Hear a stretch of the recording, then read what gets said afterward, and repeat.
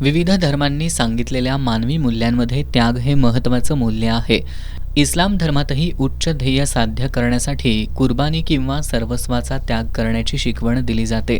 या त्याग आणि बलिदानाचं प्रतीक म्हणून बकरी ईद हा सण इस्लाम धर्मियांमध्ये साजरा केला जातो.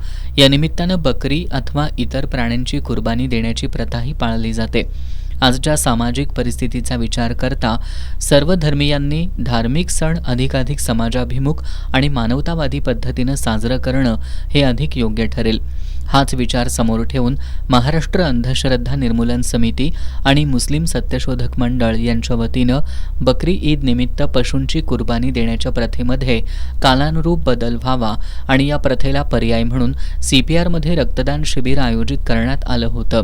मुस्लिम बांधवांसमवेत सर्वांनीच धर्म जाती पलीकडे जाऊन मानवतेसाठी या रक्तदान शिबिरात सहभागी होऊन वैज्ञानिक दृष्टिकोन जपूया असं आवाहन महाराष्ट्र अंधश्रद्धा निर्मूलन समिती आणि मुस्लिम सत्यशोधक मंडळ यांच्या वतीनं करण्यात आलं होतं.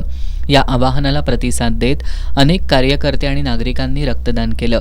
यावेळी मुस्लिम सत्यशोधक मंडळाचे गुलाब अत्तार, सूरज गायकवाड, महाराष्ट्र अंधश्रद्धा निर्मूलन समितीचे जिल्हा कार्याध्यक्ष प्रमोद शिंदे, जिल्हा प्रधान सचिव रामदास देसाई, डॉक्टर अनमोल कोठाडिया, कपिल मुळे, रमेश वडणगेकर, सुभाष कांबळे, इर्शाद वडगावकर, इशरत तांबोळी आदी उपस्थित होते.